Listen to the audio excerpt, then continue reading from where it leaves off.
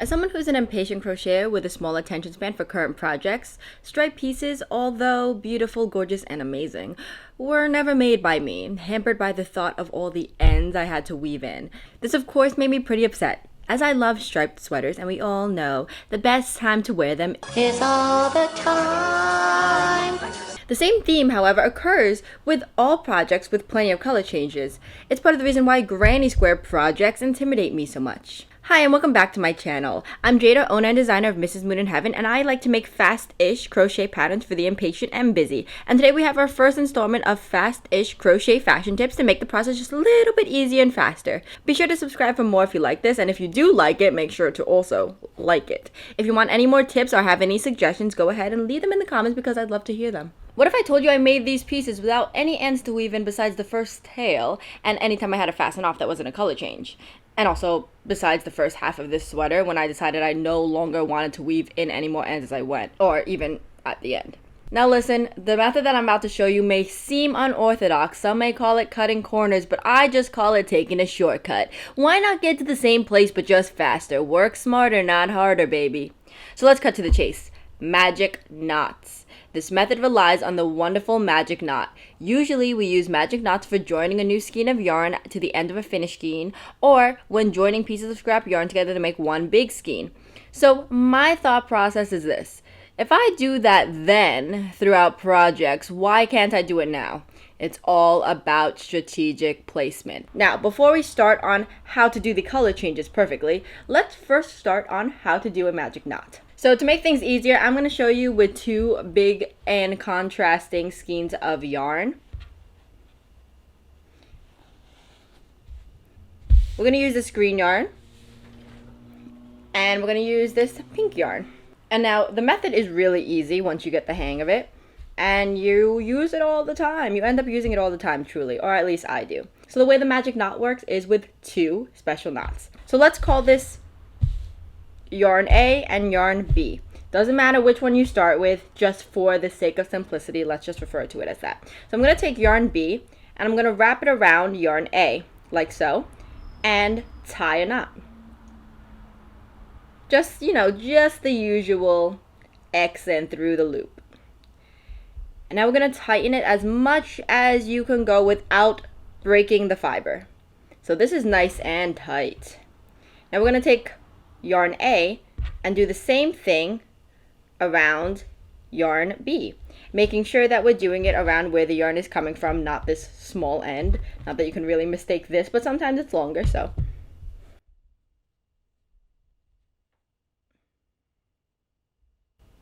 Do the same thing where you pull nice and tight until it is nice and secure. And then from here, you're basically done. You're going to pull both sides of the working yarn from where it's coming from the skein and just pull it tight, and the two knots should come together like so. And you're just going to pull it nice and tight. Once again, not tight enough that you're going to break the fibers, but nice and tight so it joins together.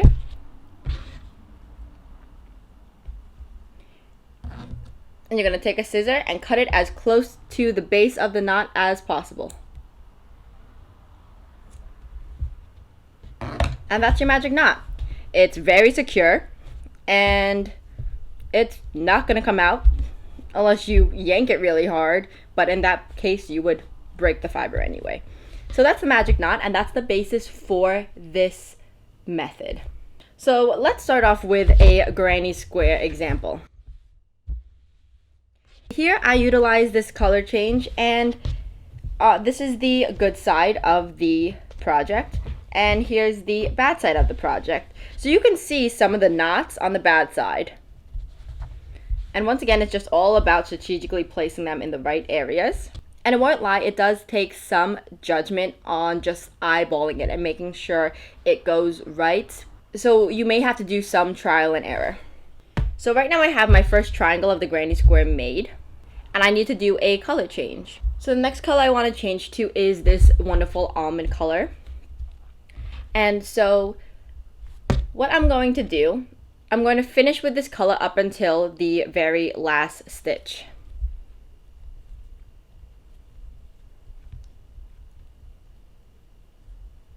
So this would be the last stitch before I wanted to color change. Now from here, I'm just going to remove my hook just so I can see it better. And we're going to cut the piece of yarn approximately an inch away from the end, right here. Now this varies slightly from yarn weight to yarn weight, but for this one, I'm going to gauge it right around here. So now that we cut it over here, obviously this is too short to work with, so we're just going to frog it a little bit. I usually do maybe about 2 other stitches just so it's easy to work with. And now we're going to place the magic knot. So just for visual reference, you want the color change to be right here, this loop right here. Meaning you want this magic knot to be placed about right here. So keep this in mind when you frog it. So now I feel like I have a pretty good gauge of this without having to do this, but if you want to make it easier, just pull right at the spot where the knot needs to be made.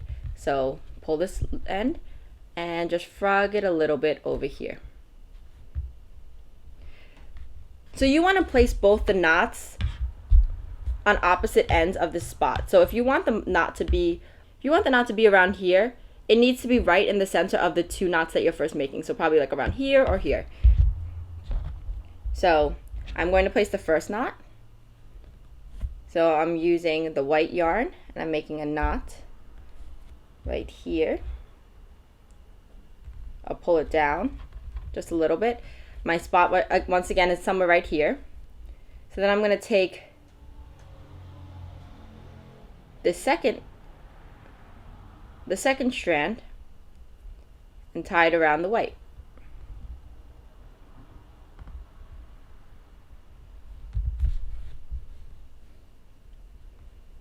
So that spot where we want the color change to be is somewhere right here.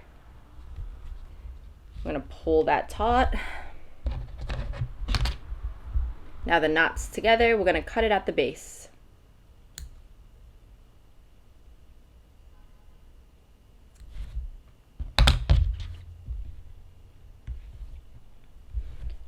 And then we continue crocheting as normal. You're going to have to place those stitches back, but doing that little bit of extra work is nothing compared to what it would have been like to weaving the ends, at least in my opinion. I'm not a fan of weaving the ends, obviously.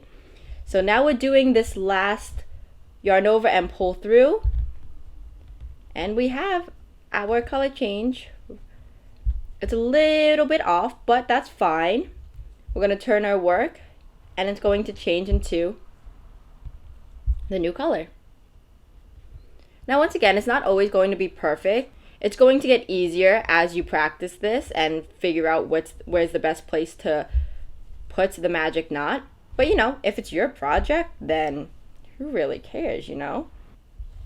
So I'd like to also show you this method with a thicker piece of yarn.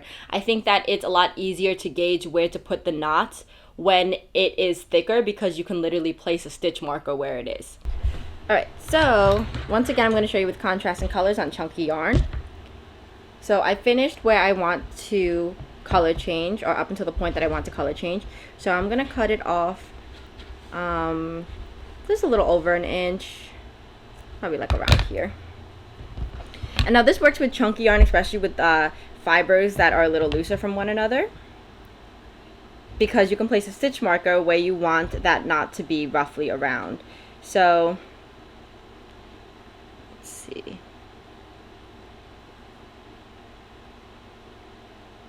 So I'm going to pull the first stitch, and I can see that that last loop is somewhere around here. So I'm going to place the stitch marker through the fibers around where I want that magic knot to be, and I'm going to pull one more stitch apart. You can make this end longer if you want, if it makes doing the magic knot easier. For me, since I don't use a stitch marker, I like to make it nice and short because it helps me gauge where that knot should be placed. I'm going to take my next color yarn, which is going to be this pink yarn. Alright, so once again I want this to be right in the center about, so I'm going to place the first knot, make that nice and tight, and the second knot.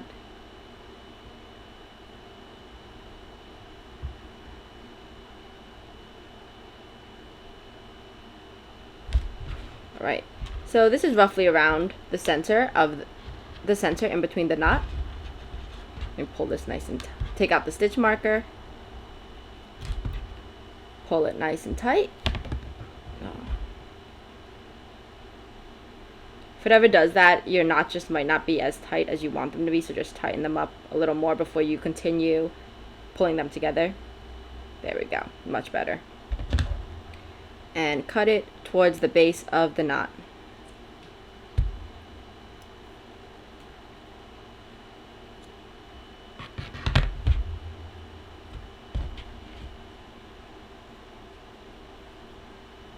And then you can continue as normal.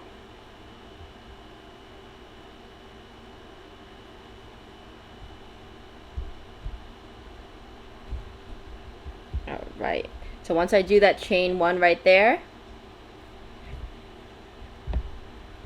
it does that perfect color change. And then we can continue. And you can see that I did that color change without any end to weave in.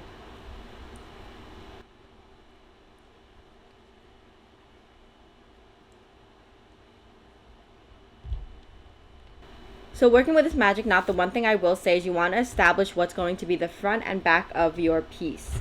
So I'm going to make this the front of my piece. And the reason for this is because you want to always make sure that that knot is pushed towards the back. So since this is going to be the front of the piece, I'm going to slip stitch and make sure that knot is hidden.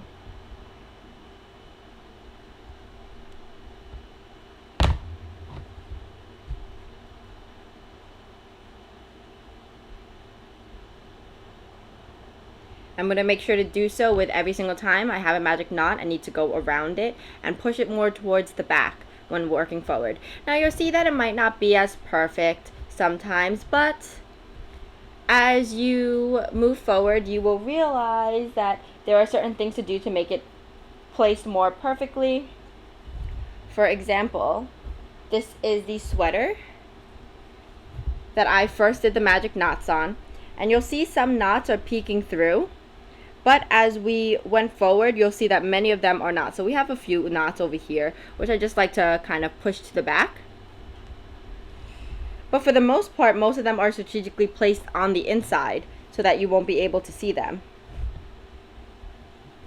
And it just comes with some practice, a little bit of eyeballing, figuring out what the best way to do it is with the kind of yarn that you're using. But I promise you, this way is so much better as opposed to weaving in your ends individually, especially if you are like me and a little bit impatient. If you're worried about this method and if it'll work, here's my logic. A magic knot has never failed me before when having to start a new scheme, for one. Why else would everyone recommend this method? And two, these pieces are for me anyway, so I'm allowed to do whatever I want, and so are you. I hope that this helped you out. I hope that you give this a try. Let me know what you think about this method, if you like it, if you don't, if you gave it a try, if it's for you, if it's for not you. Overall, I think that this method is a little bit life-changing in terms of the crochet world and in terms of impatient crocheters such as myself. So I hope that it helps at least one of you out there, but I'm sure that it'll help a few of you. If you like this video, please be sure to subscribe for more. Make sure to leave a like if you like it. Make sure to leave a comment if you want any other tips, if you're looking for different ways to maybe take a shortcut to get to the same place. I would love to figure out some ways to do this, or if I already have a way to help you out, I would love to share it. Also be sure to hit that notification bell, because right now I don't have a set schedule, so you'll be the first to know when I do have a video up. Thank you to all our patrons. As always, you really do help me out when it comes to doing this full time. Patrons also get 24 early access to these videos, so if you're looking to help support us, be sure to check out our Patreon. It's also Mrs. Moon Heaven, and I really do appreciate it if you do. You could donate as little as $3 a month to get early access to these YouTube videos, but if you wanted to do the Little Moon tier for $5 or the Shooting Star for $10, you do get some more perks, including exclusive videos, and with a $10 tier, you do get a free pattern every month, usually the newest one. Thank you again for watching. I hope you have a wonderful, fabulous, creative day. Bye. Oh my god, I left the AC on the whole time. Thank you to what patrons. I don't have an end title song, so I'm gonna just sing. Also, check out our website, mrsmoonheaven.com. Okay, thank you. Love you.